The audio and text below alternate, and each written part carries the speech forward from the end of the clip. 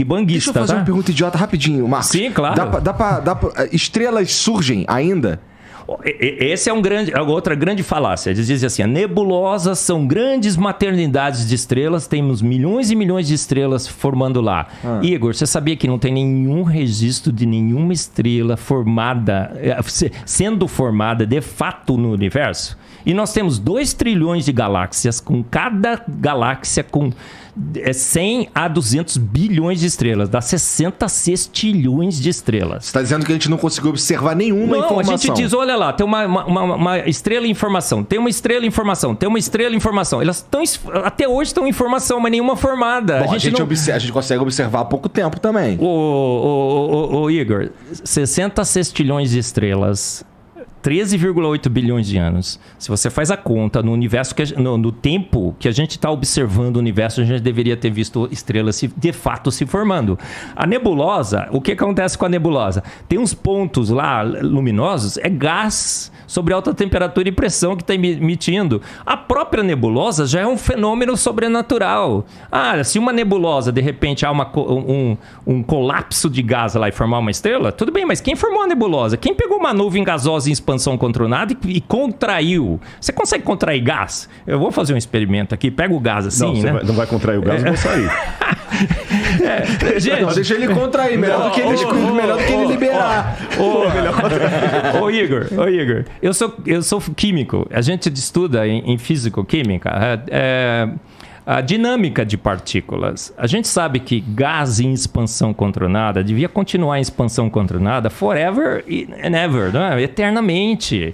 Não faz sentido uma nuvem gasosa em expansão, não tem mecanismo para contrair essa nuvem em estrelas. As nebulosas também são um grande mistério. Como é que uma nebulosa se formou? Como que os buracos negros supermassivos que nós temos no interior das galáxias, que estabilizam as galáxias, como aquela coisa se formou ali?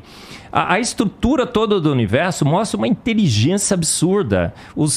As 26 constantes universais que calibram as 3 forças da natureza, tudo é trino na natureza, né, Rodrigo? São 3 forças, são 3 partículas subatômicas, são 3 partículas atômicas. E essas 3 forças são calibradas por 26 constantes universais. E o ajuste é tão fino que se você mudar qualquer uma dessas constantes, uma casinha que for depois da vírgula, o universo todo se desfaz. Então, por isso que eu não creio em Deus.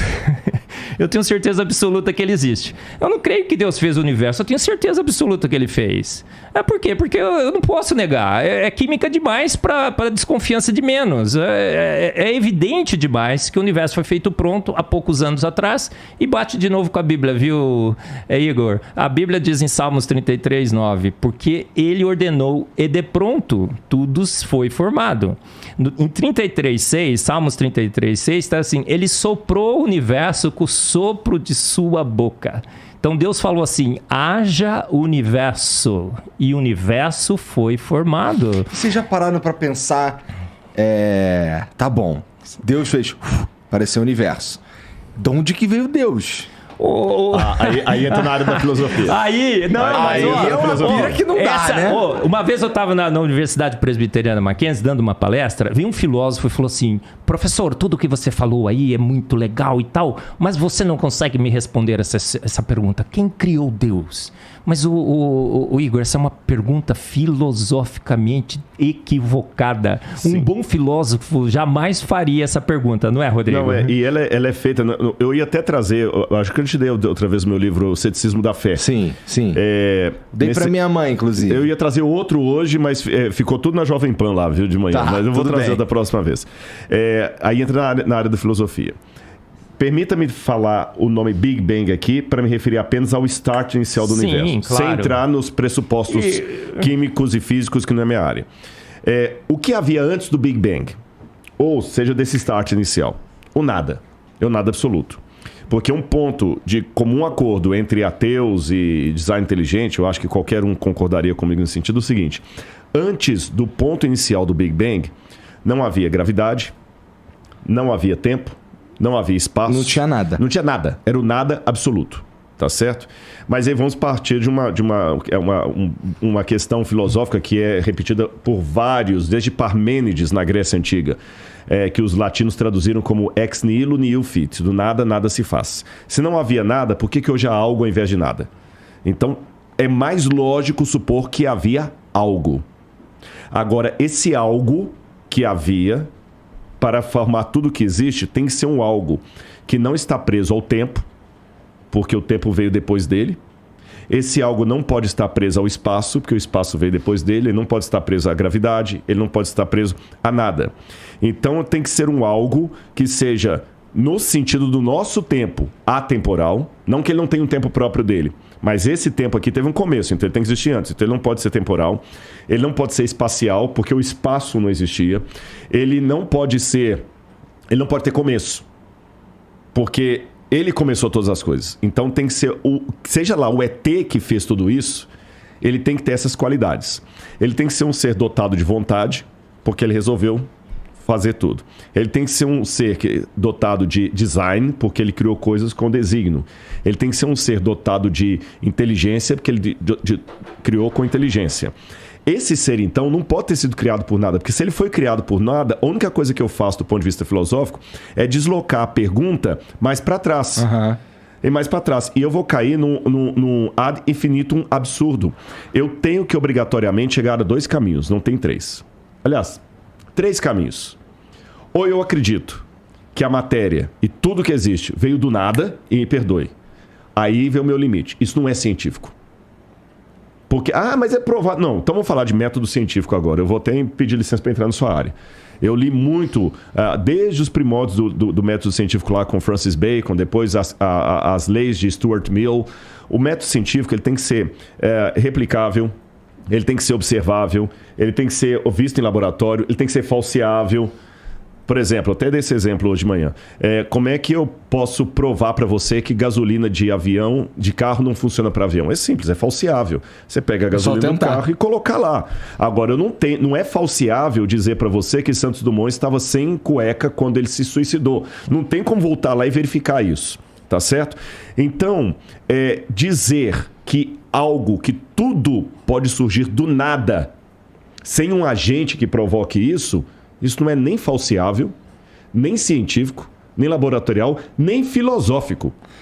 Mas nem os caras que pensam no Big Bang como o início de tudo, eu já os vi falando que eles não fazem ideia do que causou o Big Bang. Exatamente, mas só quando eles falam assim, existe uma diferença. Quando a frase, olha as 2 frases. Não faço ideia do que causou o Big Bang. Um agnóstico pode falar isso. Beleza. Você está sendo honesto. Não faço ideia. Mas só dele falar não faço ideia do que causou, ele já está admitindo que houve que um causador. Algo causou. E pelo menos ele está admitindo que algo causou. Ele não faz ideia de quem que é. Se é um ET, se é o ET de Varginha, se é o Bilu, se é o Deus da Bíblia. Mas ele admite que algo causou. O problema é o outro, puro, que fala o seguinte, nada causou. O Big Bang aconteceu do nada. Então ele não está sendo, com todo respeito, ele não está sendo científico, porque ele não tem como me provar que coisas surgem de não coisas. Estou falando filosoficamente falando. Por que eu não tenho medo de aparecer um tigre aqui agora e sair devorando todo mundo? Porque não tem como surgir um tigre do nada. Exatamente. Se um tigre não pode surgir do nada, por que toda essa estrutura que a gente viu pode surgir do nada? Então eu sou obrigado a trabalhar com uma causa primeira. E essa causa primeira, para ser, do ponto de vista filosófico, uma causa que justifica o surgimento de tudo, aí eu estou usando aqui Aristóteles, isso é Aristóteles, essa causa tem que ter essas características, ela não pode ser presa ao tempo, ao espaço e tudo mais. Mas se alguém causou a causa, eu só estou deslocando a questão para trás. Aí que eu falei que tem as 3 possibilidades. Ou eu vou cair no absurdo de falar que o universo surgiu sem causa, o que não faz sentido, ou eu vou falar que sempre teve uma causa causando outra causa, eu vou cair no infinito absurdo, que também não faz sentido, porque tem evidências que o universo começou, ou eu caio num terceiro, que para mim é o mais lógico. Houve uma causa primeira que formou tudo isso, e quando eu vejo as características dessa causa primeira com o Deus que a Bíblia apresenta, eu vejo que dá match. Você entendeu? Esse é o ponto, da match. Agora, é lógico, isso aqui, eu não estou com isso provando que a Bíblia está certa, tem que ver os limites. O que é que eu estou provando, o que eu não estou provando.